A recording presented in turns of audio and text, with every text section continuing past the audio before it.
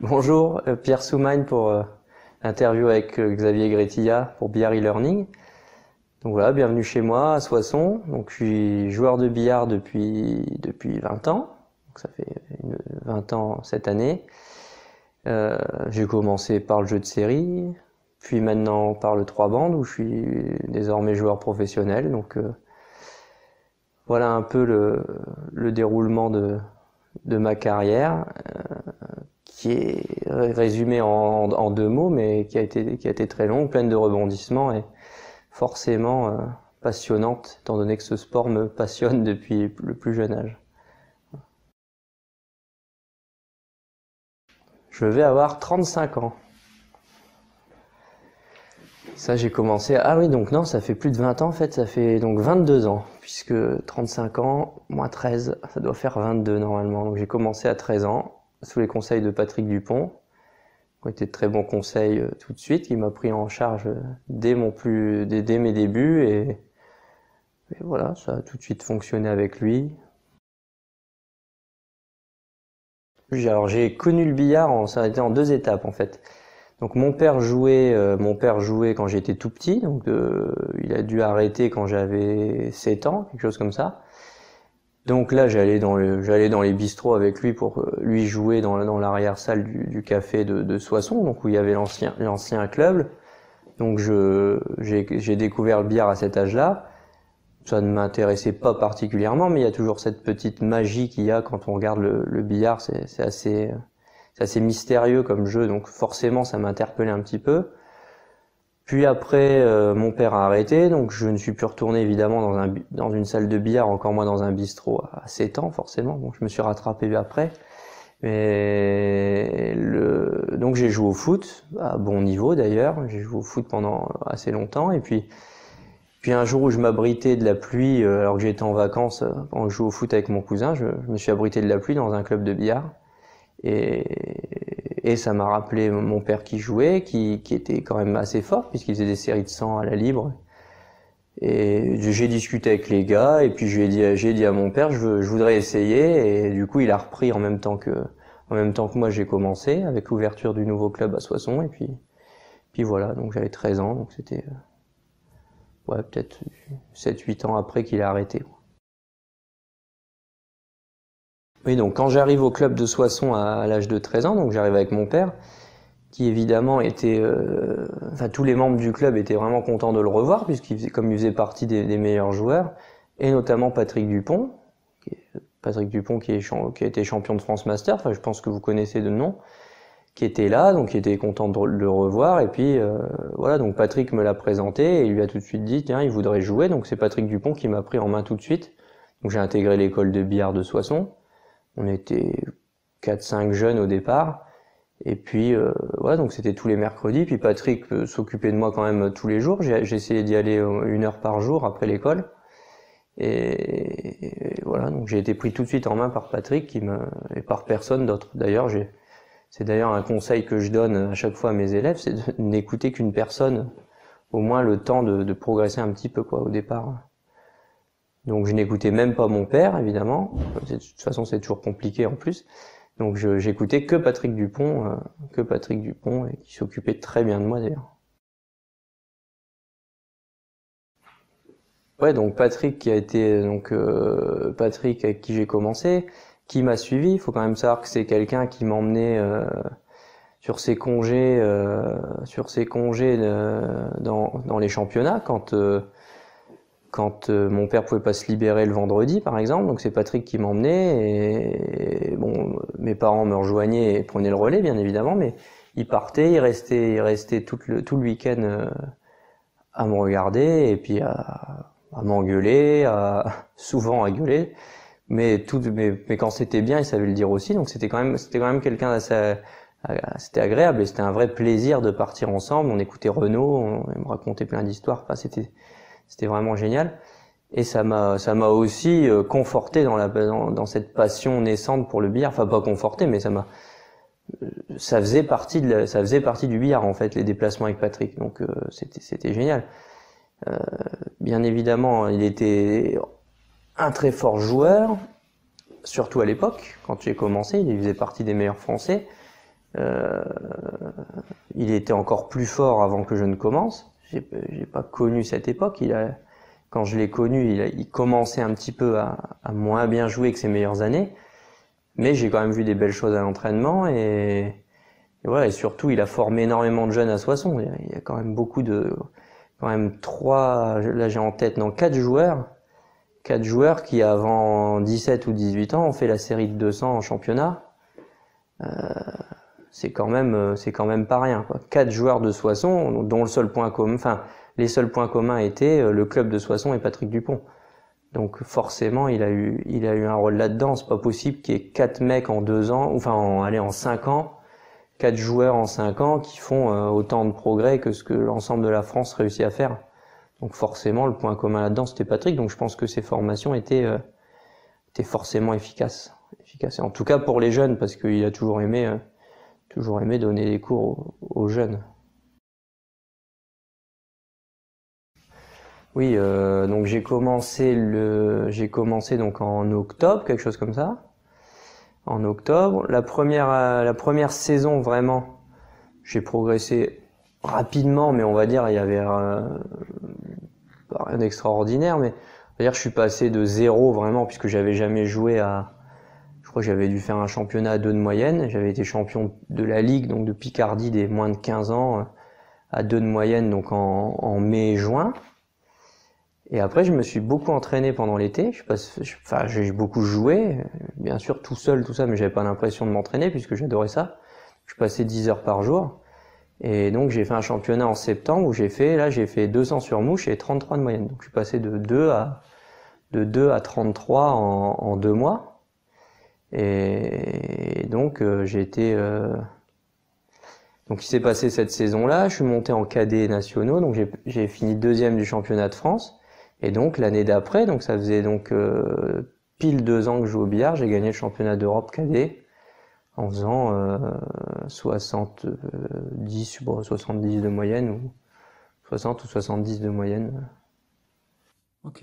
Voilà. Et puis un an, on va dire 2 ans, à 15 ans, j'ai fait mon premier championnat de France Master dont je te parlais tout à l'heure. Donc oui, ça a été très vite, ouais. Non, en fait, alors Patrick, il raconte toujours que quand il me disait faut que t'en fasses 1000, en rigolant comme ça, il disait mais ça pour le maîtriser faut en faire 1000. Il disait je me retournais et puis il en était à 980.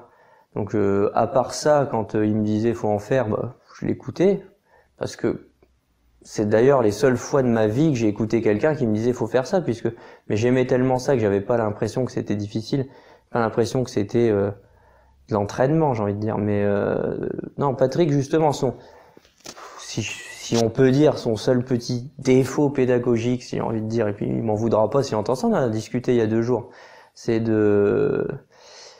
justement, non, il n'y avait pas de programme d'entraînement.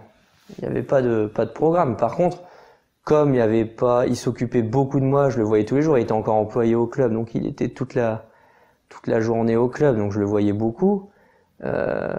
Soit il intervenait, soit il me montrait des trucs, donc forcément ça revenait au même que si j'avais un programme. Il me montrait un truc, puis il me disait allez, vas-y, entraîne-toi là-dessus. Puis voilà, puis après j'ai suffisamment compris le truc pour savoir ce qu'il fallait faire en fait, pour savoir comment il fallait m'entraîner. Donc je me faisais mes trucs à moi en fait, mais par contre c'était lui qui m'avait montré tous ces types de points, tous les types de points à travailler, de toute façon, quand on débute, quand on fait 2 de moyenne, on peut faire un peu n'importe quoi. Si on passe 10 heures par jour sur un billard, on progresse. C'est après que ça commence à être la galère. À 2 de moyenne, bon, on met des rétros, on met des rappels, des trucs. On en fait, puis on finit par progresser, forcément. Et après, qu'est-ce qui se passe? Donc après, je fais rapidement, je gagne l'année d'après, donc quand j'ai 16 ans, donc je gagne les cadets, je conserve mon titre et les juniors sur donc un mois d'intervalle, on va dire. Je commence à jouer en master. D'ailleurs, ça a valu des polémiques pas possibles parce que soi-disant que j'étais trop jeune, qu'on allait me détruire et tout. Donc je joue le premier tournoi à Soissons. D'ailleurs, je suis invité. Donc j'ai 16 ans et donc je bats le numéro 1 français qui était Eric Castaner à l'époque au 71-2. Bon, je fais n'importe quoi, mais suffisamment pas n'importe quoi pour le battre. Et puis donc voilà, je me lance un petit peu plus dans une aventure en senior. J'arrête d'ailleurs très vite les juniors. J'ai eu que 6 titres en junior, bon en 3 ans parce que non ben oui si en 3 ans. Donc après j'ai gagné les 3 années où j'ai joué, j'ai gagné la libre et le cadre en fait. Et j'arrête là parce que je venais de remporter le titre. Bah t'étais là. Je remporte le titre en senior quand j'ai 19 ans. Ouais, c'est ça. Quand j'ai 19 ans, donc c'est ça, j'avais 3 ans de junior, je remporte le titre à 19 ans, donc je décide d'arrêter de jouer en junior, quoi. Donc je me prive de plein de titres, alors, personne comprenait, mais moi j'avais pas trop d'intérêt à jouer ça, j'avais envie de continuer à faire mon palmarès en senior. J'ai estimé que je progressais plus à jouer en senior. Donc j'ai continué ça. Et puis après tout, j'avais gagné une fois. Ça ne m'apportait pas forcément grand-chose de gagner plusieurs fois, plein de fois d'affilée ce championnat junior qui est finalement qu'une catégorie d'âge, quoi.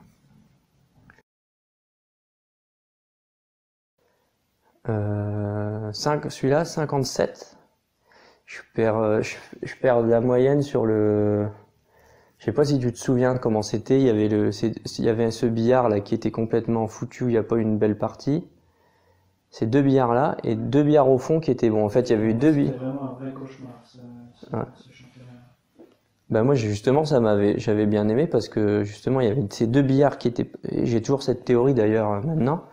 Ces 2 billards qui étaient pourris là à l'entrée et où il n'y avait pas eu une partie en moins de 6 ou 7 reprises. Et donc j'ai joué, certes ça m'a descendu ma moyenne, mais par contre ça a permis que mes adversaires râlent après le billard au lieu de se concentrer sur le jeu et donc du coup j'ai pu gagner ce titre. Mais en poule j'avais joué mes 3 matchs de l'autre côté et j'avais fait beaucoup de moyenne. Devais être à 100 de moyenne à la sortie de poule et j'avais dû faire 6 et 8 reprises en demi et en finale, donc j'étais tombé assez bas, aux alentours de 60 quoi, 57, 8.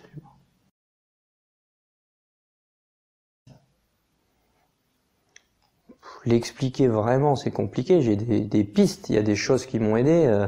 Notamment, tu parlais de Brahim tout à l'heure. Brahim m'avait gentiment, après mon premier championnat de France Master, proposé de venir le voir. Et je suis pas resté longtemps. Je suis resté 1 heure et il m'a juste fait changer mon chevalet. Et de là, j'ai changé mon chevalet et ça m'a fait découvrir tout ce que j'ai découvert tout seul, en fait tout mon jeu qui est vraiment mon invention personnelle. Tout ça, je l'ai découvert grâce à ce chevalet. J'aurais jamais trouvé ça sans avoir ce chevalet. Alors j'aurais peut-être trouvé, mais j'aurais mis plus de temps.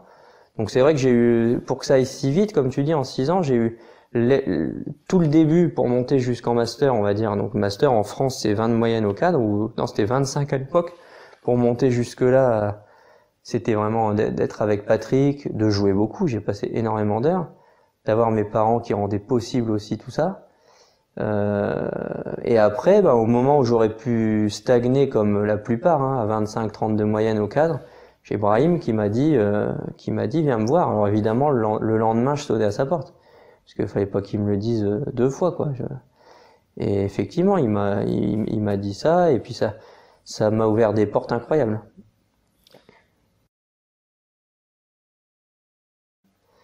En fait moi j'ai appris avec la théorie de la queue à plat, toujours la queue horizontale et tout, et bon, ça a des avantages, mais pas beaucoup. Brahim m'a parlé d'un chevalet. Il m'a pas du tout parlé de lever le talon ou quoi que ce soit, mais il m'a fait juste plier le majeur. Moi, j'avais un chevalet relativement à plat comme ça. Il m'a fait plier le majeur. Et de là, j'ai découvert plein de choses par rapport au lever de talon. Et le lever de talon, je pense être un des joueurs qui lève le plus, qui levait le plus le talon au jeu de série. Mais ça a des bienfaits incroyables sur le coup de queue, sur la mécanique, sur le fait de donner un maximum, sur le fait de ce à quoi on peut penser quand on lève le talon. Parce que la plupart des gens oublient que le billard c'est un sport de lancer. Où on lance une balle, on lance une bille, là, on lance une queue qui lance une bille, mais en fait on lance la bille. Ça reste du baseball, du tennis, c'est un sport de lancer. Et le problème de la queue des joueurs de billard, c'est qu'ils s'arrêtent souvent à la bille qu'ils veulent envoyer. Ils continuent pas le geste. Donc, il se passe pas grand chose, quoi. On s'arrête, on tape à peine la bille. Et le souci, par exemple, sur les rétros, c'est que si on fait ça, évidemment, on recule pas beaucoup. Et moi, ça m'a permis de lever le talon, de pouvoir vraiment être conscient du geste, c'est-à-dire de pouvoir aller faire un trou dans le tapis, c'est ce à quoi je pense, aller faire un trou dans le tapis. Sauf que quand on a la queue horizontale, on peut pas aller faire un trou dans le tapis. Forcément, on longe le tapis, même si on n'est jamais complètement horizontal. Donc il y a eu ça, et ensuite, il y a tout un aspect visuel qui fait pas peur en levant le talon. Puisque quand on joue bas, on est moins bas, c'est juste qu'on change le plan. Donc il y a tout ce truc où le coup de queue, pour qu'il soit bien donné, il faut avoir confiance. Donc forcément, si on a peur, on n'a pas confiance, on donne mal le coup. Et là, le truc en levant le talon, bah évidemment, on n'a pas peur puisqu'on n'a pas un visuel du bas, on n'a pas peur de passer en dessous la bille, on n'a pas peur de faire une fausse queue. Donc le coup, il part 100 000 fois mieux. Donc ça, c'est un des détails de ce que ça m'a permis de trouver, évidemment, mais comme tu me poses la question sur le chevalet, mais c'est vraiment un truc où ça m'a permis d'ouvrir les portes sur il faut que je sois bien, il faut que j'ai confiance quand je joue.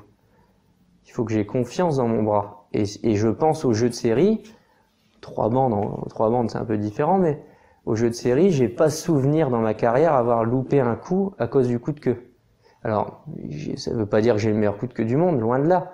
Ça veut juste dire que le coup de queue, j'ai aucune surprise sur mon coup de queue. Je sais ce qui part, je sais ce qui va partir, c'est ce que je veux, donc j'ai jamais eu de souci là-dessus. Donc c'est déjà un énorme point en moins. Et ce coup de queue, qui était déjà pas mauvais dans le sens pas mauvais, c'est parce que je faisais ce que je voulais, c'est ça. C'est pas une question d'esthétisme ou de quoi que ce soit. Ce coup de queue qui était déjà pas mauvais, j'ai trouvé des trucs grâce au fait de lever le talon. En plus, où j'ai une confiance absolue. J'ai une confiance absolue dans mon bras. Donc, et je suis persuadé que c'est le chevalet qui m'a permis de trouver ça. Donc au début, comme je t'ai dit, la première année, je faisais encore du foot. Puis c'était vraiment le moment où en plus j'avais été pris dans un centre pour la saison suivante, donc fallait que je choisisse. Donc je faisais encore du foot, donc je faisais que une heure de billard, on va dire de 17h, l'heure à laquelle je quittais l'école, jusqu'à temps que ma mère vienne me chercher, 18h, 18h30. Donc c'était pas grand chose, mais tous les jours. Puis le mercredi toute l'après-midi. Et bon, le week-end, j'y allais pas, évidemment, il y avait des trucs de foot. Et ça, c'était... Après, il y a eu les grandes vacances. Donc là, les grandes vacances, j'ai passé... Pendant tout le mois d'août, c'était 10 heures par jour. Parce que j'ai fait 280... On avait un compteur au club des heures. J'ai fait 287 heures au mois d'août d'entraînement. Et au mois de juillet, je faisais peut-être 3 heures par jour, 2-3 heures par jour. Et après, j'ai recommencé, donc après on a déménagé, donc j'avais plus besoin que ma mère vienne me chercher. Je pouvais rester un peu plus tard au club qui fermait à 20h. Donc j'allais de 17-18h quand je quittais le lycée jusqu'à 20h au club. Donc j'ai arrêté le foot cette deuxième année. Donc tout le mercredi évidemment, et puis tous les week-ends où il n'y avait pas de compétition. Puis quand il y avait une compétition, j'étais en compétition, donc il n'y avait pas un jour où je jouais pas en fait. Et puis ça s'est transformé quand je suis vraiment arrivé au lycée où je séchais les cours pour aller m'entraîner, quoi. Donc je passais mes journées au billard. Je passais au moins 3 heures par jour,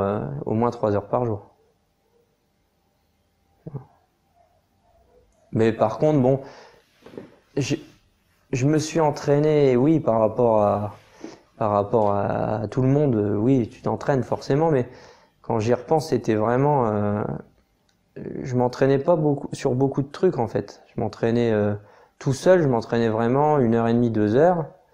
Je parle pas de la période du tout début, de la première année, où il y a eu les 10 heures là. Mais après, quand j'ai progressé, je m'entraînais vraiment 2 heures tout seul. 2 heures tout seul sur des rétros, et puis des enchaînements de lignes, c'est tout. Je me suis toujours entraîné sur les rétros, en fait.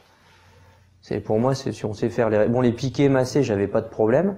C'était assez naturel, donc je me suis jamais entraîné dessus. Mais les rétros et puis les enchaînements de petits points là sur la ligne, la ligne, le coup du tiroir, le rétro-passage, enfin tous ces trucs-là, voilà, je m'entraînais là-dessus, ça prenait 2 heures, et puis après je faisais essentiellement des parties. avec Patrick, on a fait énormément de parties avec Patrick, des après-midi entières de parties avec Patrick. À la bande, au cadre, bon, jamais à la libre. Parce que ça, Patrick m'interdisait quand à partir de 5 de moyenne, j'ai eu interdiction de jouer à la libre. Qu'au cadre sur le 3,10 m. Et avec lui, donc je prenais des raclés et ça m'a fait progresser aussi ça. Pas avoir envie d'aller s'asseoir, pas rater. Parce que tu passes tes vacances au billard mais tu joues pas, c'était frustrant, donc ça a pas duré longtemps. Ça m'a vite appris le fameux faut pas louper qui veut rien dire. Je sais pas si en Suisse vous avez cette expression là, mais nous en France t'as tout le monde qui dit il joue bien, il loupe pas, faut pas louper, faut pas louper, faut pas louper. Bah oui, mais c'est de la palissade quoi. Bien sûr qu'il faut pas louper, mais comment on fait? Faut trouver le juste milieu entre assurer suffisamment le coup pour le faire, pour le rendre assez simple, mais en même temps pas trop compliquer le prochain. Donc fallait trouver ce que ça voulait dire. Et puis le fait de jouer avec Patrick qui faisait encore des points à l'entraînement, ça m'a aidé à comprendre ce que ça voulait dire. Faut pas louper quoi.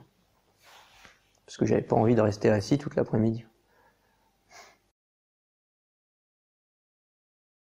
Alors les autres jeux, très bonne question, parce que finalement c'est une imposture le 47-2, parce que c'est clairement le jeu où je joue le moins bien, mais c'est tombé comme ça, c'est-à-dire que quand j'ai arrêté vite le jeu de série, donc j'ai arrêté vite les autres jeux, mais donc en France j'ai gagné plus de tournois 71-2, plus de tournois à la bande, 47-1 c'est là que je jouais le mieux, mais j'ai vite arrêté de jouer parce qu'il n'y avait pas de championnat d'Europe, je voyais pas trop l'intérêt.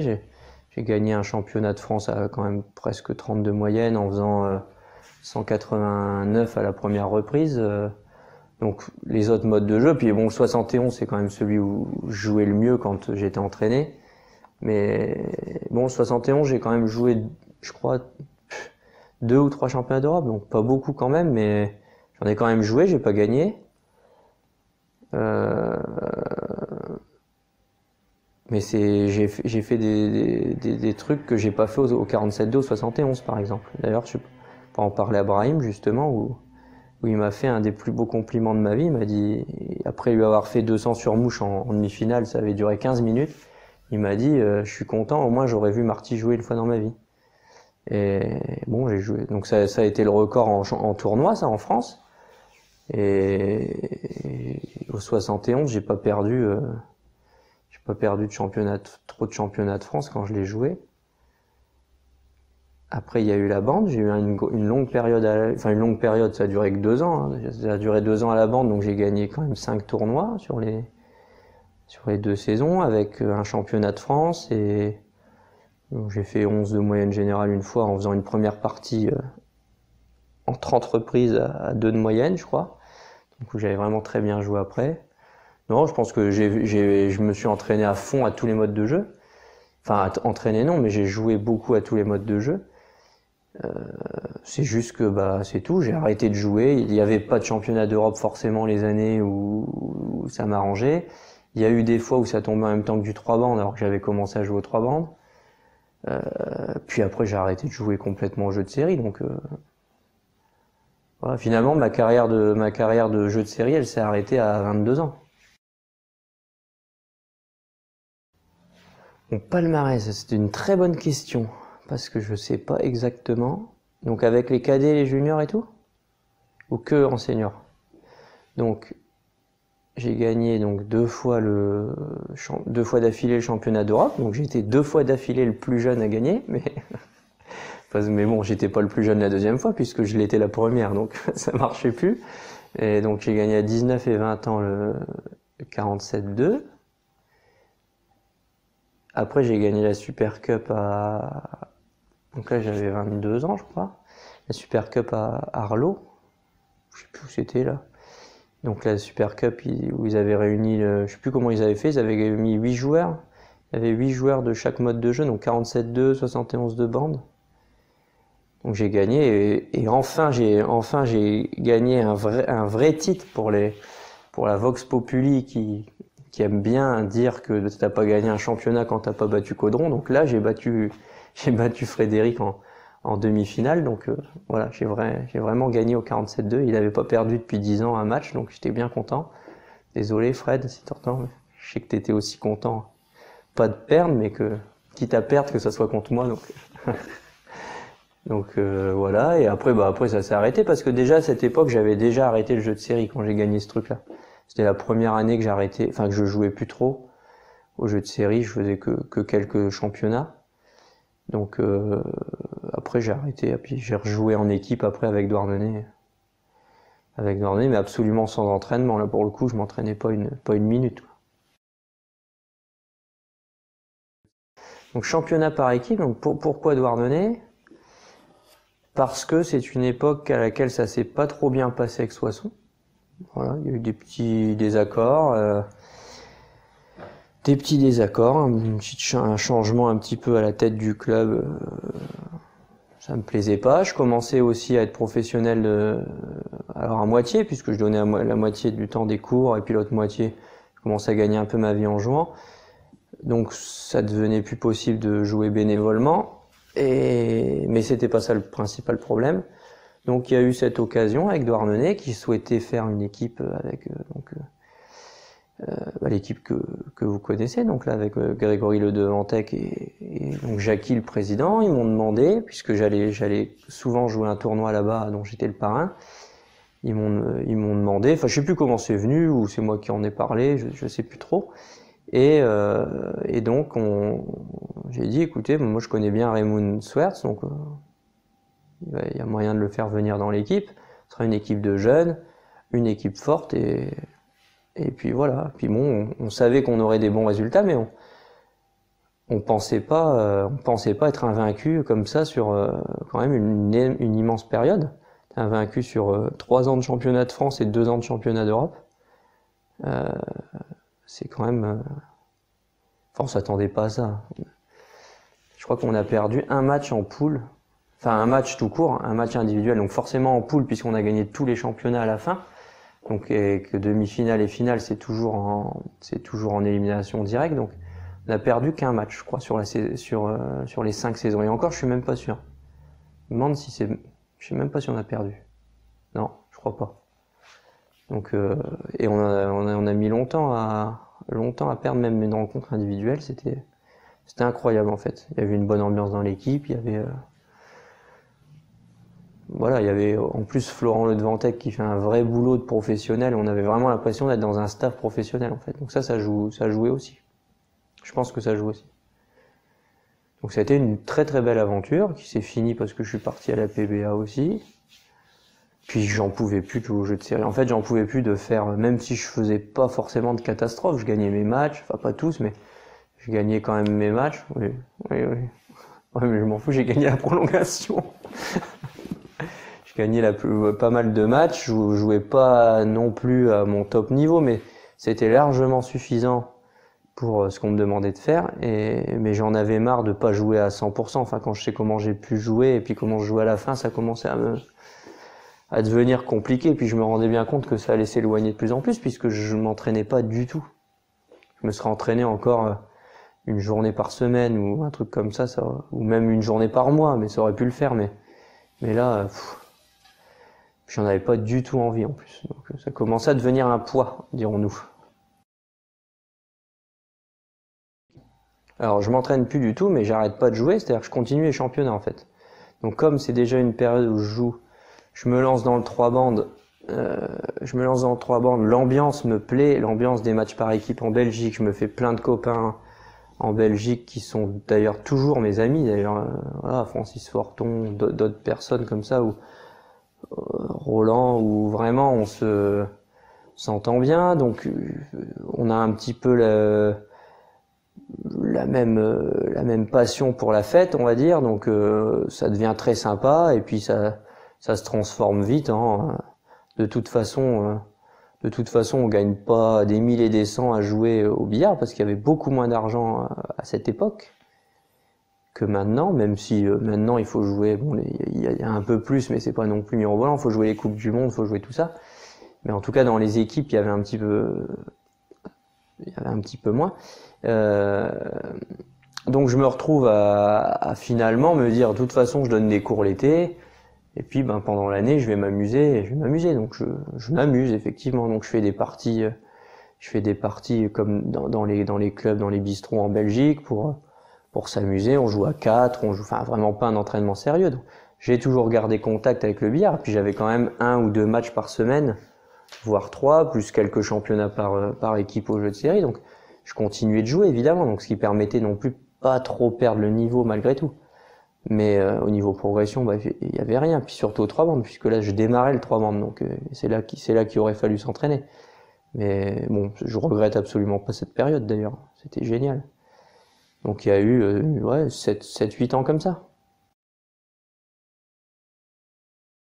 Ouais, c'est ça, c'est vraiment une période où en fait je suis un peu pris, j'ai le cul entre deux chaises où bah faut bien que je gagne ma vie. Donc comment la gagner? Bah avec le billard, c'était quand même une méthode qui me plaisait bien et puis assez facile puisque j'ai quand même un nom en France aux jeux de série où les cours sont remplis, j'ai des stages tout le temps, donc vraiment assez facile à cette époque d'avoir pas mal de stages. Donc faut pas que j'arrête non plus, faut que je continue de me montrer aux jeux de série. En faisant même ce que je faisais, bon même si les moyennes descendaient pas beaucoup à cette époque. Donc je continue à jouer comme ça et puis ça me suffit pour remplir mes stages. Je continue à jouer un peu aux 3 bornes, ce qui me permet de progresser doucement parce que bon bah, je suis sûrement peut-être pas le moins doué du truc, donc même en tapant comme ça un petit peu, je progresse un peu, bien évidemment pas assez, mais je progresse un petit peu, ce qui me permet quand même d'avoir des contacts dans des équipes.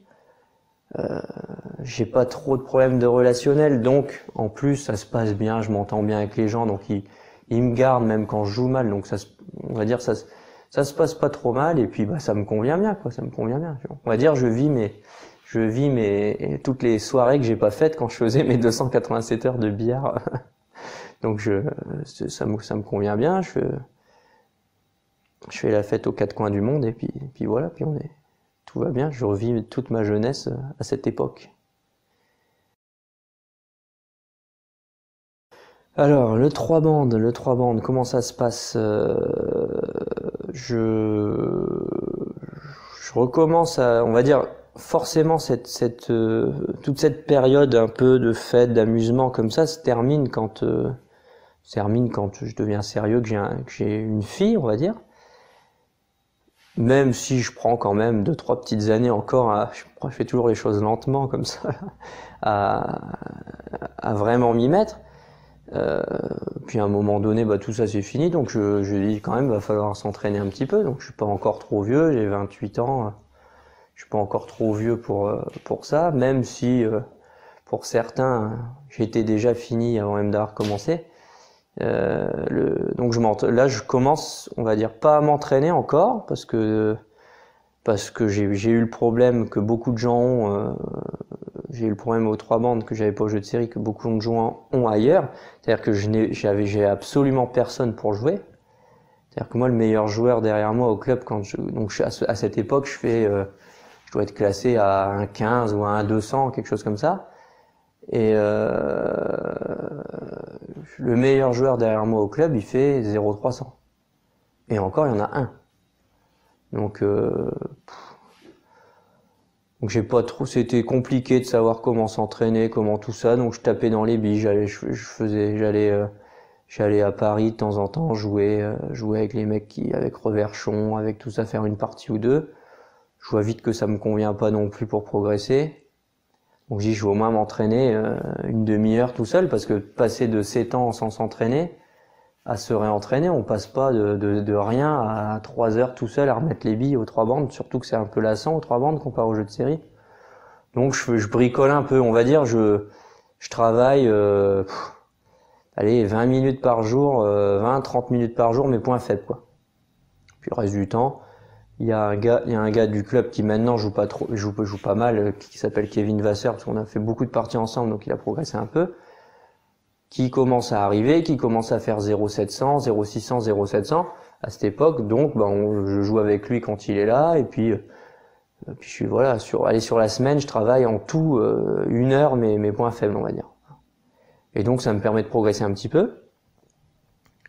J'ai la chance de côtoyer les meilleurs dans les équipes, donc notamment Blondal, Horn à Laxou, Roland Fortum en Belgique, plus tous les autres avec qui je m'entends bien, Francis Forton, enfin des gens qui connaissent vraiment le trois bandes.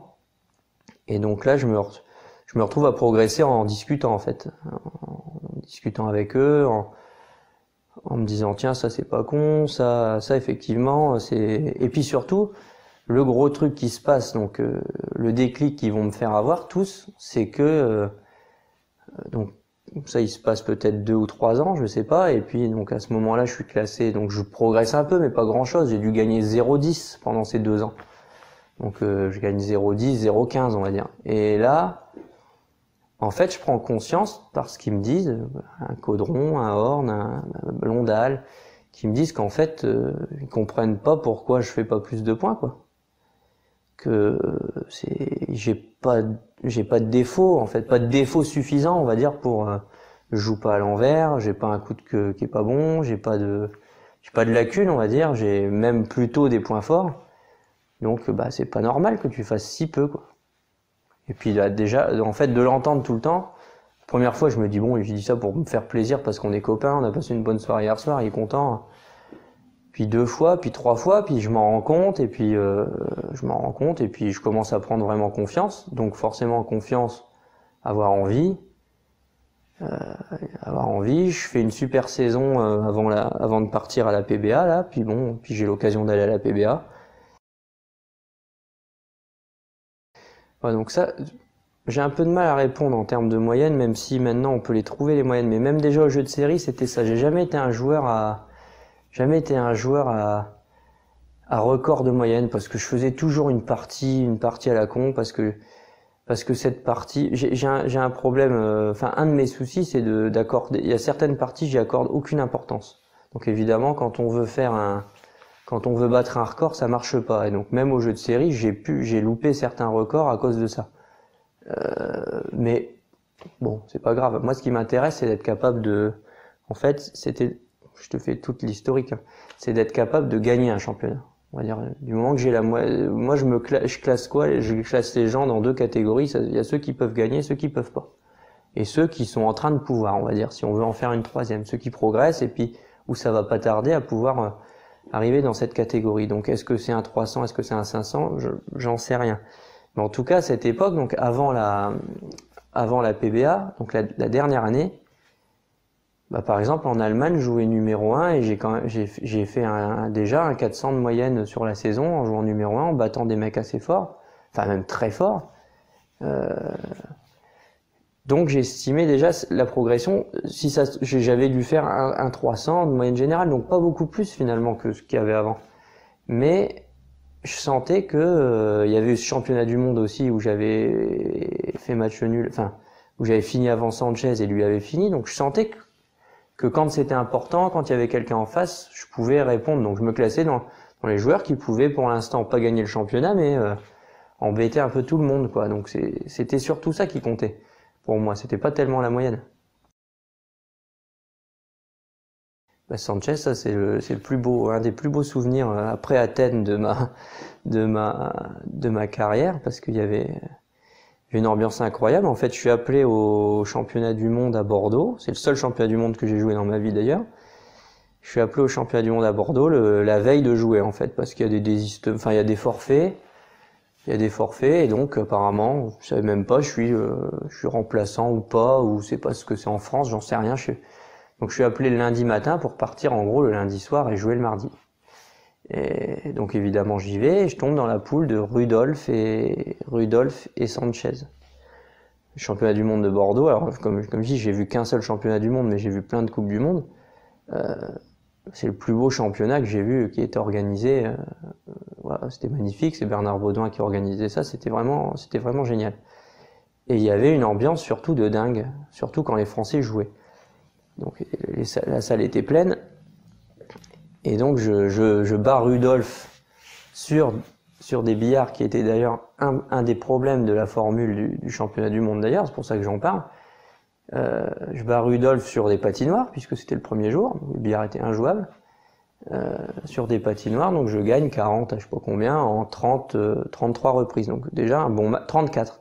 Donc un bon match compte tenu des conditions. Et puis surtout, je suis encore dans la course. Et donc, ce qui se passait, c'est que il y avait le mardi, donc c'était les 2 contre les 3. Le mercredi, c'était la tête de série contre le perdant. Et seulement le jeudi, c'était le gagnant contre la tête de série. Donc je me retrouve à attendre une journée, et donc je joue contre Sanchez, qui lui, évidemment, bon, il y avait quand même plus de chances qu'il fasse moins de 34 reprises, ça c'est sûr, mais en plus les billards sont faits à ce moment-là, donc déjà c'est pas les mêmes conditions, on n'est pas à égalité, on va dire. Donc évidemment il fait, je sais pas, 15 reprises ou 17 reprises, donc il n'y a même pas photo.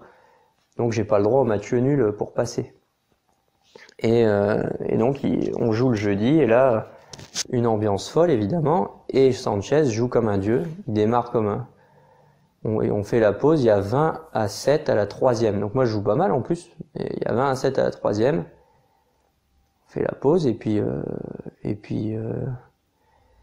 il y a même plus que 20, il a 22, enfin bon bref.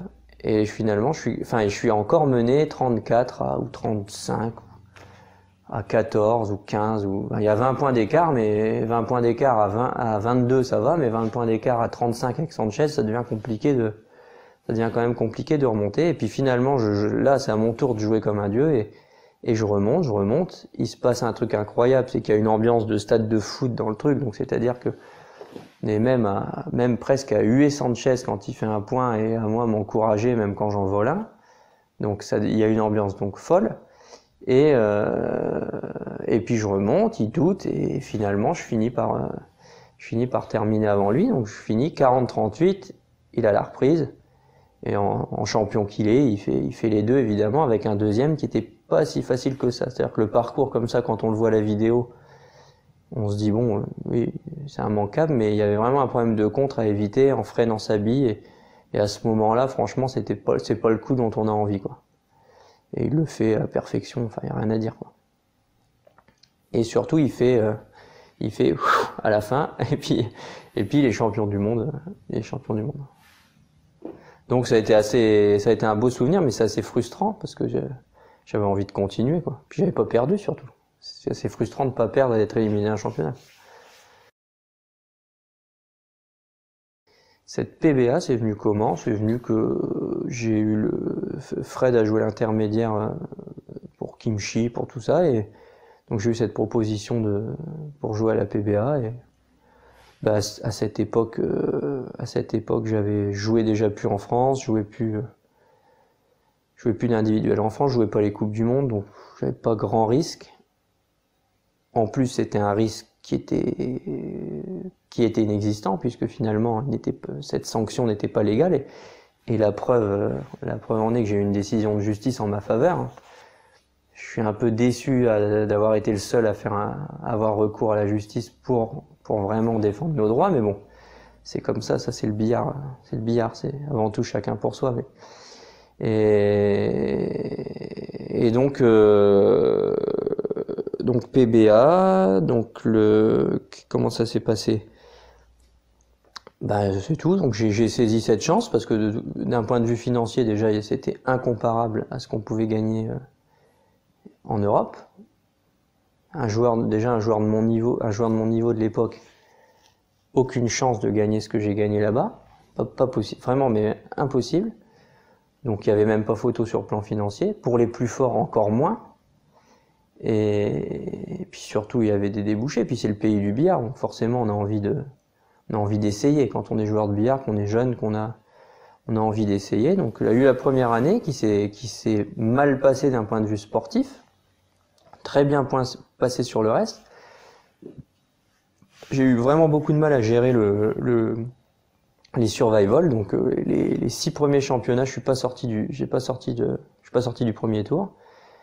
Puis un jour, je me suis pris en main, puis je me suis dit, écoute, tu vas arrêter de te plaindre, même si je me plaignais pas ouvertement, je sais très bien ce que je pensais. Donc tu vas arrêter de mettre ça sur le dos du survival et des 3 Coréens qui jouent ensemble pour éliminer l'Européen. Puis tu vas faire un peu de points, et puis voilà, au moins tu n'auras rien à te reprocher si jamais t'es éliminé. Et à partir du moment où je me suis dit ça, il y a eu donc 3 tournois. Les 3 tournois, j'ai réussi à sortir. La première saison s'est donc terminée, et là la deuxième saison a commencé donc avec le fameux Covid et les quarantaines, donc fallait qu'on parte 14 jours en quarantaine. Donc forcément, on pouvait plus rentrer entre les tournois, donc on était loin du contrat avec une semaine par mois. C'est-à-dire c'était vraiment une semaine par mois et 3 semaines où on rentrait. On était très très loin de ça, et moi évidemment, j'ai pas. Après, j'ai fait un choix familial d'arrêter ça. Ça n'a rien à voir avec le choix financier, comme ça a pu être dit pour les joueurs qui avaient arrêté. Certes, c'était moins intéressant la deuxième année, mais malgré tout. Et donc, j'ai choisi d'arrêter, voilà, pour pas être. À cette époque-là, mes filles, enfin, elles sont toujours jeunes, mais elles l'étaient encore plus, et je pouvais pas être parti la deuxième année. Je suis parti une fois 1 mois et demi, une fois 4 mois, donc 5 mois et demi dans l'année. Parti, ça me plaisait pas. Le pays en plus de la Corée me plaît pas particulièrement. Déjà, même tout seul, j'irais pas habiter là-bas, mais donc là encore moins avec une famille, quoi. Donc c'est un peu mitigé, comme je suis un peu déçu, je suis un peu frustré, pareil, de pas avoir joué à ma juste valeur là-bas, parce que j'ai quand même fait 2 mauvaises saisons. Mais en même temps, ce que je me dis, c'est que j'étais peut-être en train de progresser, et la preuve en est, c'est que cette année, les progrès ont été là. Donc je me suis pas mal entraîné pendant ces 2 ans. C'était donc vraiment la première fois que je m'entraînais aussi sérieusement aux 3 bandes. C'est-à-dire pendant le confinement, je m'entraînais sur le billard que vous voyez là, puis je partais évidemment en Corée parce qu'il y avait quand même des tournois. Je m'entraînais, alors pas beaucoup, mais je m'entraînais 1h30 tout seul tous les jours. Et puis, mais sérieusement, on va dire, je le faisais bien. Et puis après, quand on était en Corée, on était tous ensemble, avec tous les joueurs. Donc, je jouais tous les jours avec Caudron, avec De Bruyne, avec Hoffman, avec Morales, on avait une très bonne ambiance entre joueurs, et notamment entre ceux qui étaient sponsorisés par Kimchi. Donc, on était tout le temps ensemble, on jouait beaucoup, quoi. Donc, ça m'a fait énormément de bien, et peut-être que j'étais en train de progresser, ce qui explique aussi le manque de résultats là-bas, et puis maintenant ça commence seulement à payer, quoi. C'est une hypothèse, c'est pas forcément certain, mais j'aime à penser ça. Le retour se passe fantastiquement bien. J'ai été un peu, voilà, ce que je disais tout à l'heure, un peu frustré de revenir et de pas avoir accompli ce que je voulais faire là-bas. Mais bon, c'est pas grave. Donc, je suis ravi de rentrer en France pour plein de raisons. Déjà, j'aime pas l'avion, donc arrêter de prendre autant l'avion pour aller en Corée, ça me va très bien. Arrêter ce problème d'être pieds et poings liés par un contrat. J'ai donc jamais travaillé, entre guillemets, normalement de ma vie. Je joue juste au billard, donc moi, qu'on me dise tu dois être là le 1er octobre, et puis quand t'es là le 1er octobre, on dit oh non, en fait c'est annulé, puis t'as rien à dire, et puis tu dois revenir dans 2 mois de taper 15 jours de quarantaine. Ça, j'ai un peu de mal. Et surtout qu'on me menace qu'il y ait des sanctions si je le fais pas. Ça, j'ai un peu de mal. Mais bon, ça, c'est le principe d'avoir un patron, donc ça, c'est partout, c'est pas la Corée, mais donc moi déjà, ça me plaisait pas trop. Je suis content de rentrer pour ne plus être 4 mois, parce qu'on savait pas ce que ça allait donner le Covid non plus, à ce moment-là, quand j'ai arrêté. D'être sûr de pas être obligé de repartir 4 mois d'ici, voire 6, comme ils l'ont fait la saison dernière. Je crois qu'ils sont restés même peut-être 7 ou 8 mois. Donc ça, non. Et puis surtout, je suis content d'un seul coup de pouvoir rejouer des vrais matchs, parce que là-bas, j'ai joué que des survival, puisque j'avais pas de résultats. Donc j'ai été éliminé vite. Donc éliminé vite, ça veut dire être éliminé en survival. Et donc là, j'arrive en Europe, je joue mon premier match en Hollande, je fais 40 en 15, mais là, celui-là, pour le coup, tellement je suis content de jouer, en fait. Je l'ai senti, j'étais comme un gosse qui joue son premier match, quoi. J'étais tellement content de jouer qu'il pouvait rien m'arriver, en fait. J'aurais pu passer dans 30 couloirs d'affilée, j'aurais pas dit que j'avais pas de chance dans cette partie-là. Parce que j'étais content de jouer, c'était ça la chance, donc il pouvait rien m'arriver. J'étais hyper positif, donc quand on est comme ça, forcément il se passe que des bonnes choses. Et puis ça a duré toute la saison. J'ai eu une nouvelle équipe, ma première équipe en Hollande, parce que j'avais jamais joué en Hollande avant, qui est une nouvelle équipe qui a été créée cette année, et où il y a une ambiance sensationnelle. où les gens sont gentils, enfin, c'est vraiment génial. Les billards sont exactement comme j'aime, c'est-à-dire ils me plaisent, mais ils plaisent pas à mes adversaires, donc je suis toujours ravi quand je vais là-bas. Et donc c'est génial, on a fini deuxième du championnat. En Belgique c'est pareil, super ambiance parce que je suis retourné dans mon ancien club avec mes anciens copains, donc Roland, Fortum, Kenny Miaton, Andy Debond, dans un club dans lequel j'ai joué pendant quand même presque 10 ans avant. Tout s'est super bien passé, donc il y avait que du positif. J'ai rencontré des nouvelles personnes, nouvelle équipe à Soissons. Donc quand j'ai repris la présidence du club, donc on a créé une équipe à Soissons. On gagne le championnat de France dans mon club de cœur dans lequel j'ai commencé, avec et dans ma ville surtout, très important, donc où on se retrouve avec 150 personnes à chaque match parce que même si je ne vais plus autant dans les bistrots, j'ai gardé quand même un petit contact donc avec tous mes copains de bistrot qui viennent nous encourager comme des hooligans. Donc c'est vraiment j'ai passé une très très belle saison. Donc forcément quand on fait ce constat-là, les résultats sont toujours bons. Les résultats sont toujours bons. Il y a un énorme pourcentage de victoires à des postes difficiles, à des postes de numéro 1 et de numéro 2. On a 80% de victoires cette année. Et en France, j'ai perdu qu'un match sur 8 en numéro 3. Donc c'est très bon constat.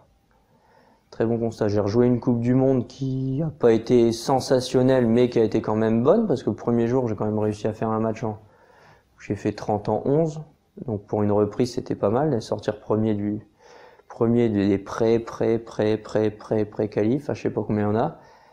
Ce qui m'a permis d'avoir un tableau assez facile jusqu'au stade où j'ai été éliminé, où je peux m'en vouloir qu'à moi, j'ai pas très bien joué, pas mal non plus, mais j'ai pas très bien joué. Voilà. Un extraordinaire, mais pas mauvais pour un retour à un championnat individuel qui finalement n'a pas été joué depuis longtemps, quoi.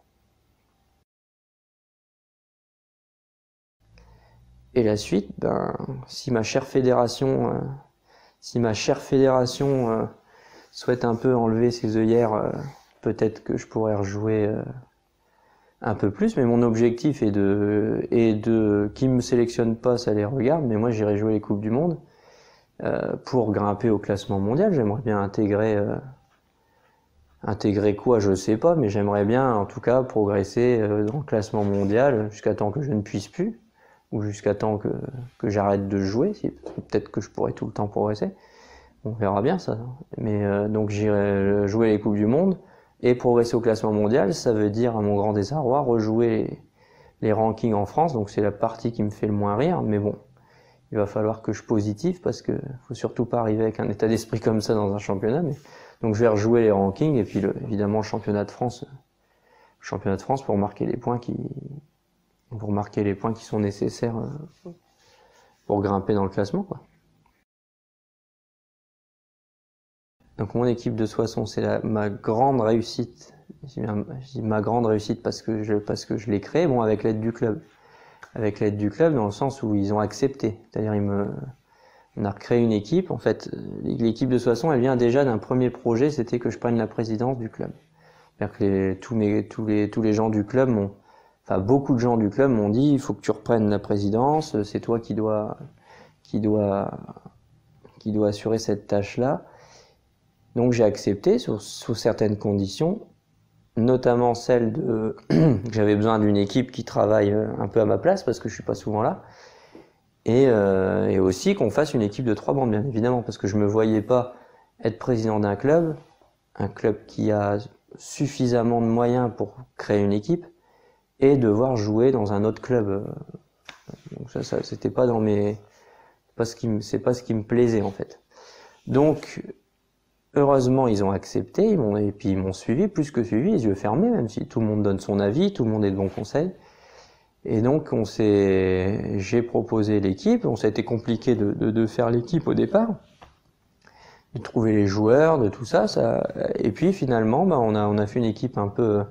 On s'est dit, tiens, on va mettre 3 Français.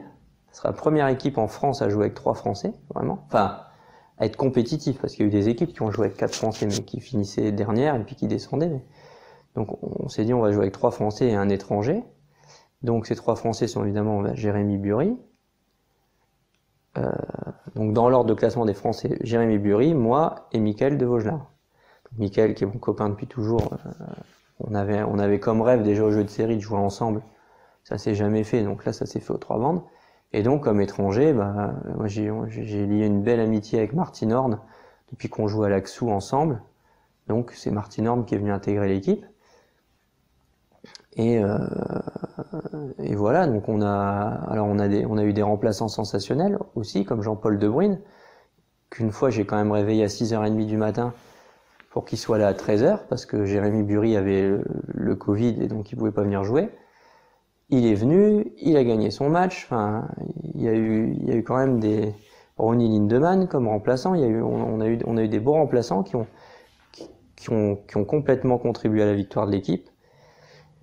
Et donc voilà, il y a eu Jérémy Bury que je connaissais déjà évidemment depuis longtemps, mais que j'ai vraiment appris à connaître en équipe, avec qui on a sympathisé beaucoup plus qu'avant par cette équipe, donc quelqu'un que j'apprécie vraiment beaucoup, et puis qui est un super coéquipier. Il est d'ailleurs venu me parler à la pause de la finale pour me donner un conseil qui a été très judicieux et qui a porté ses fruits directement. Donc Michael et Martine, j'en parle même pas puisque c'est des copains depuis très longtemps. Donc non, il y a une super ambiance, tout s'est bien passé. Et puis comme je dis, 150 personnes par rencontre, quoi.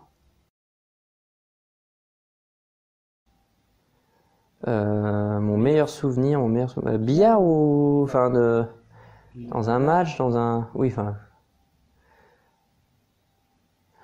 meilleur souvenir de billard. Franchement, j'ai du mal à départager Athènes et Sanchez là.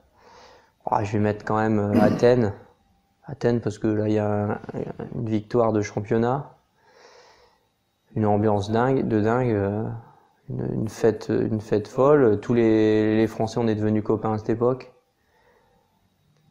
Grâce à cette fête, je sais pas si c'est peut-être un peu fort le mot grâce à cette fête, mais il y a eu quelque chose en plus qui s'est passé là-bas. Donc ouais, je dirais la victoire mon deuxième championnat d'Europe au 47-2 à Athènes, quoi. Pire souvenir, ça, j'en ai plein ça. Pire souvenir. À un moment, vraiment les grosses contre-performances. Les grosses contre-performances qui au début sont inexplicables et puis après que t'expliques par juste ton approche, voilà, tout ça c'est jamais très agréable. Jamais très très agréable. Après, qu'il y en ait un en particulier, j'ai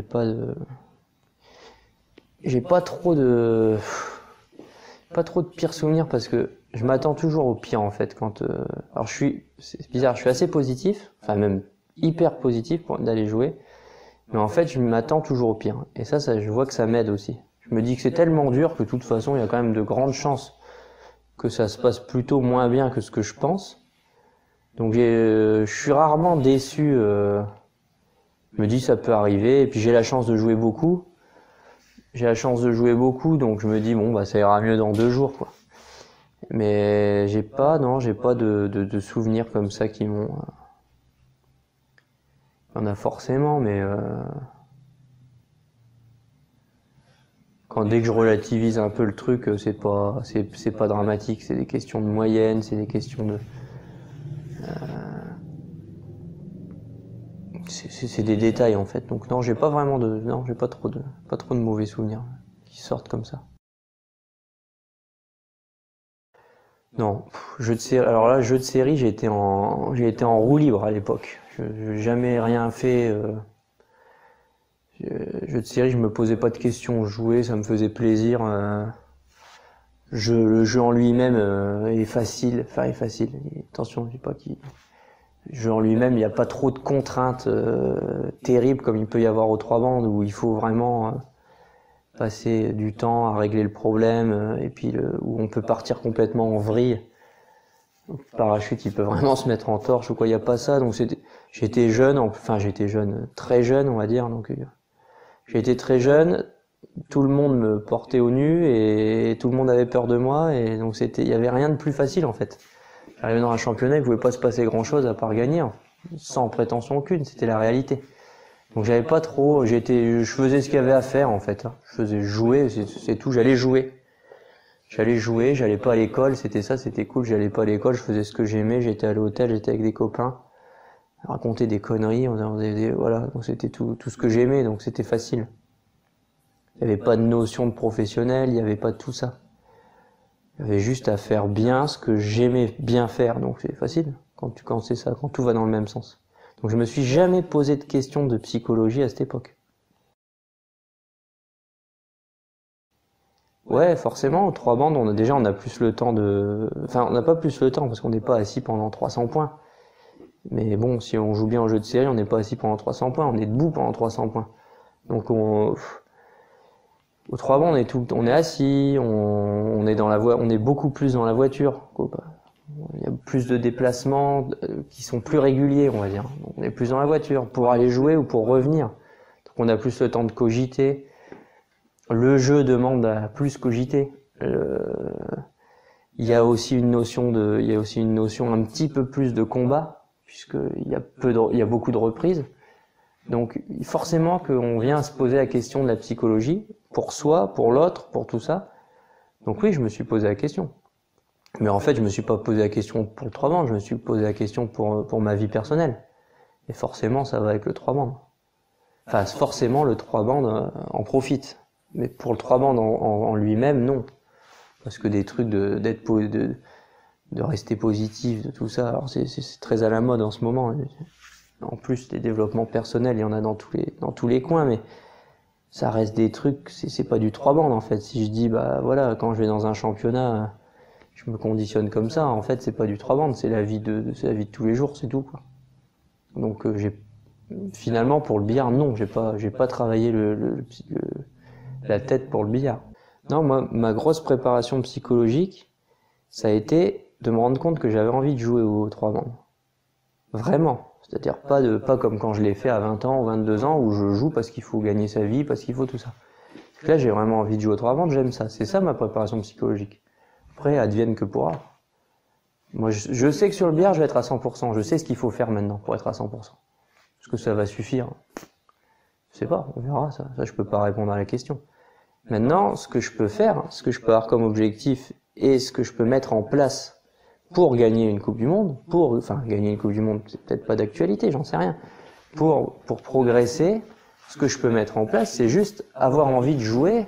Et donc, c'est ça qui va faire que je vais aller m'entraîner, que je vais pas être là, oh, merde, demain je pars en Coupe du Monde, j'avais envie de rester là, soit avec la famille, soit faire la fête avec les copains, peu importe, non, là, j'ai envie d'y aller, j'ai envie de jouer. Donc, c'est ça ma préparation essentiellement. C'est pas dans le championnat que ça se règle pour moi. Maintenant, j'estime, peut-être à tort, j'estime que sur le billard, je fais suffisamment bien, en termes d'approche évidemment, je fais suffisamment bien pour avoir ce que je mérite. Donc si je dois gagner, je gagnerai. Si j'ai le niveau pour gagner et que ça se présente, je sais que je serai présent. Je gagnerai peut-être pas, mais je sais que je répondrai à la demande qu'il y a sur le billard. Voilà. Parce que j'ai envie. C'est ma seule préparation. Voilà. Ah, bonne question. Ce que je pense de la situation des jeux de série. Alors.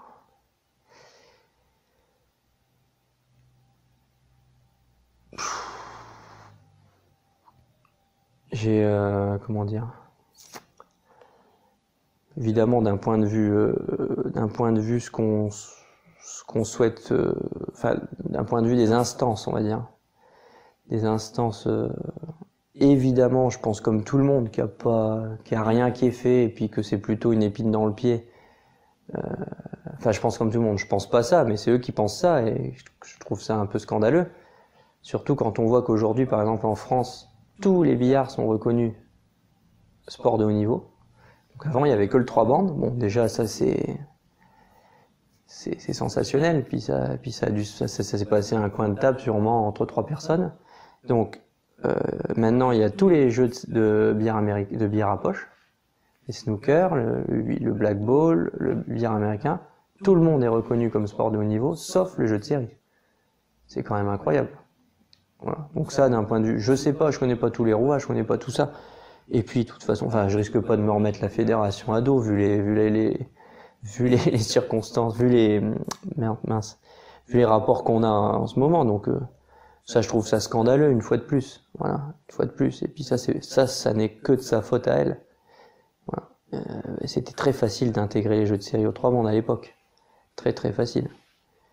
Il n'y a pas besoin de faire de différence en fait. Et bon, bref. Et après, maintenant, moi j'ai un petit souci aussi avec les joueurs aujourd'hui. Alors je parle en France, hein, je sais pas ce qui se passe dans les autres pays. Je parle en France, c'est que bon, ils se plaignent, ils ont raison de se plaindre sur certaines choses, mais ils s'entraînent plus. Il y a plus de résultats.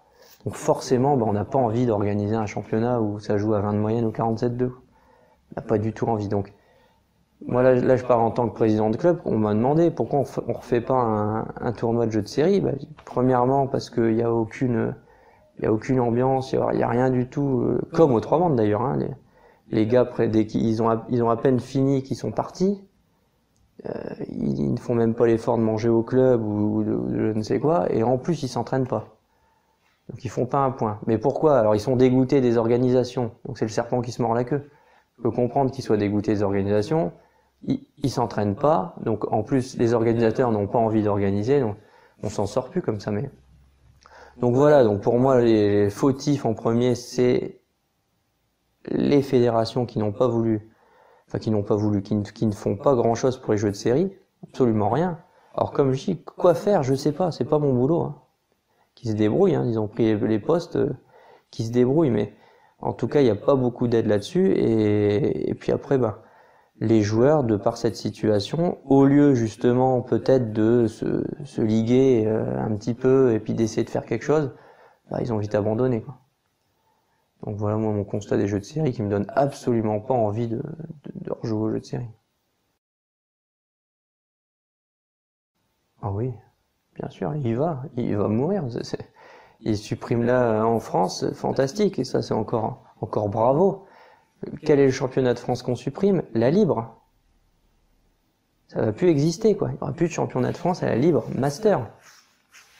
C'est quand même le jeu de base, quoi. On joue à la libre quand on démarre le billard. Et il nous parle de la Corée, de tout ça. En Corée, ils commencent aussi par jouer à la libre. Alors au 4B, certes, mais peu importe. Au 4B avec d'autres règles, mais c'est de la libre, c'est pas du 3 bandes ou du cadre ou du... Voilà. Donc bon, bien sûr que ça va mourir les jeux de série. Déjà les joueurs un jour ils vont mourir, hein, parce que il y en a pas de nouveaux. Donc au plus tard, les jeux de série mourront quand les derniers joueurs mourront, puis c'est tout, quoi. Il y a plus personne, et les quelques jeunes qui jouent bien, ils arrêtent. Donc ils vont jouer aux 3 bandes. Et j'en fais partie de ceux-là, mais voilà. Rien, j'en pense rien. Tu as suivi ou pas? Ouais, j'ai regardé 2 matchs de Willy. J'en pense rien. Faudrait que je joue pour en penser quelque chose. Non, je suis même pas.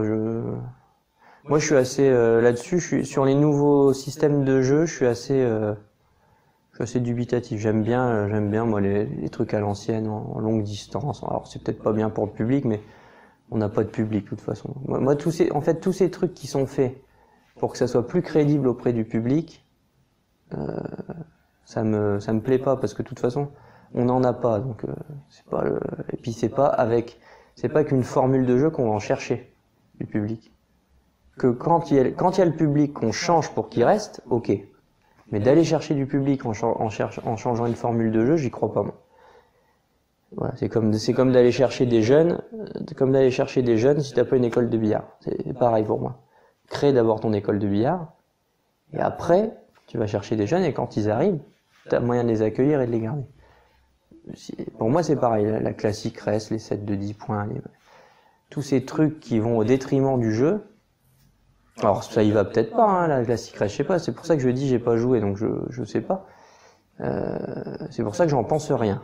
Mais en tout cas, sur toutes les formules qui sont faites pour attirer le public, moi je dis juste faisons autre chose pour attirer le public.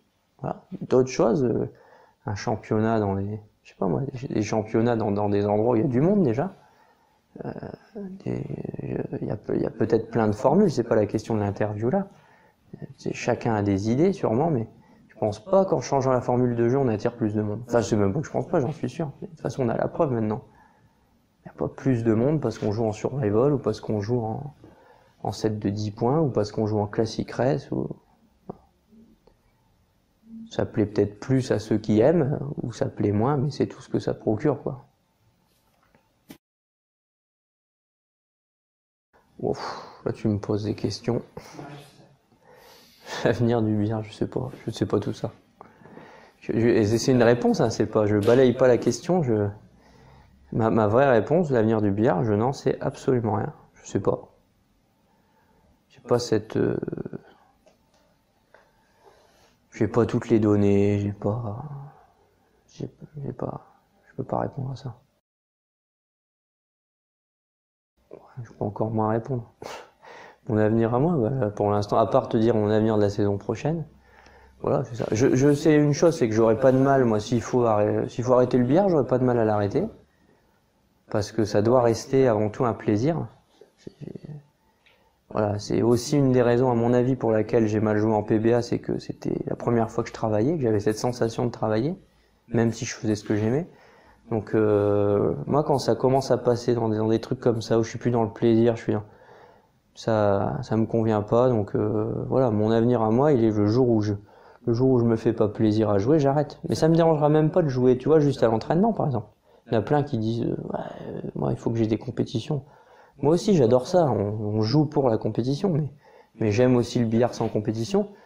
Donc, non, j'aurais pas de mal à arrêter, moi.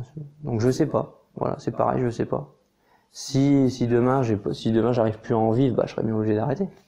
Parce qu'il y a, malgré tout, il y a ce petit côté financier qui doit, quand c'est ton métier, ça doit être présent, forcément.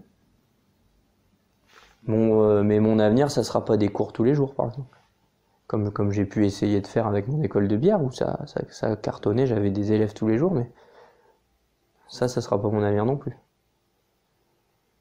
Donc, on verra, je sais pas. Mon avenir de l'année prochaine, c'est celui dont on a parlé dans l'interview, à part Pépin ou autre projet qui me tomberait sur le coin du nez, j'en sais rien. Mais quoi qu'il arrive, je me suis engagé dans des équipes, donc forcément, je jouerai au moins une saison dans les équipes la saison prochaine.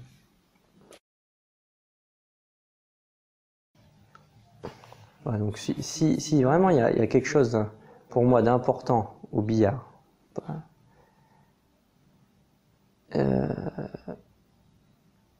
c'est vraiment de... Alors, je veux pas tomber dans la phrase bateau de dire se faire plaisir. Ça, c'est ridicule. Parce qu'on se fait plaisir de plein de manières. On peut se faire plaisir en ayant un beau rétro, on peut se faire plaisir en faisant beaucoup de moyennes, on peut se faire plaisir juste en gagnant. Mais c'est vraiment justement d'aller essayer de dégager quel est le plaisir à jouer. Quel est le plaisir, parce que ça change vraiment tout. C'est-à-dire que si je prends moi mes années épanouies au billard, les années des jeux de série et maintenant, c'est vraiment ça la différence. C'est-à-dire que même si j'ai un statut de professionnel à respecter, même s'il y a tout ça, je prends un pied fou à jouer parce que j'ai trouvé ce qui me faisait plaisir. J'ai dégagé les trucs qui faisaient plaisir au billard, qui me faisaient plaisir à moi. Voilà. C'est quoi? Ça, c'est personnel. Ça peut être juste, tiens, c'est super agréable de toucher correctement cette bille sur ce point-là. Ça peut juste être ça. Ça peut être justement d'avoir une équipe sympa avec laquelle on va s'amuser après. Essayez vraiment de dégager quelle est l'importance, déjà quelle est l'importance du truc. Quand on raisonne bien, il n'y a aucune importance à ce jeu, à part celui justement de s'épanouir, parce que c'est pour ça qu'on le fait au départ. Donc, étant donné qu'on est sur une plateforme d'apprentissage, je pense vraiment que tout ce qui peut être dit dans les cours, c'est vraiment ça doit venir en complément de tout ça. Ça doit venir en complément de tout ça. Faut vraiment trouver de quelle manière on se fait plaisir au billard. Une fois qu'on a cette réponse-là, je pense que les progrès, ils sont... Alors, on va pas passer... C'est pas parce que d'un seul coup, j'ai compris que j'aimais bien faire un rétro qu'on va passer de 2 de moyenne à 100. Mais on va déjà prendre du plaisir à jouer, avoir envie d'y aller. Quand on a envie de faire quelque chose, on se loupe jamais, quoi. On se loupe jamais. Et surtout, si ça ne marche pas, c'est pas grave, c'est pas important. Voilà, ça, c'est dans les progrès, il n'y a rien de pire que de se mettre la pression du résultat. On s'en fout, quoi, on s'en fout. Bon, tout ça marche. Si ça marche, tant mieux, ça fera plaisir. Mais pour avoir eu vraiment des grands moments de plaisir au billard et des gros moments de tristesse, enfin de déception, voilà, de déception. Franchement, les moments de plaisir, ils durent pas longtemps. Hein. Donc, faut pas trop se mettre de pression parce que même quand ils arrivent, bon, ça fait plaisir et puis 2 jours après, c'est oublié. Donc, voilà. Moi, c'est plus un état d'esprit qui fait faire des progrès, je pense, au billard. Voilà.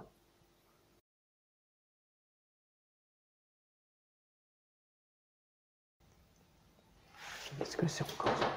Putain, mais il n'y a jamais personne qui passe. Mais il va avoir la clé, la personne. Ouais, mais même. Ah, bah, c'est toi.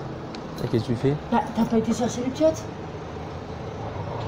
C'est moi qui devais aller chercher? Bah oui. Tu t'as appelé 20 fois. Ah merde, bah on est... Ah merde, et du coup t'as fait quoi? Bah du coup j'étais chez mamie, j'attendais, j'ai appelé le centre, ils m'ont jamais appelé. Ah, ils t'ont pas appelé? Et là, elles sont où? Ton du coup téléphone il est où? Bah je sais pas, il est là, on est en train de faire l'interview alors j'ai pas entendu. Et donc elles sont au centre? Bah non, elles sont là, je viens de les récupérer mais... Oh merde. Et tout ça c'est filmé en plus.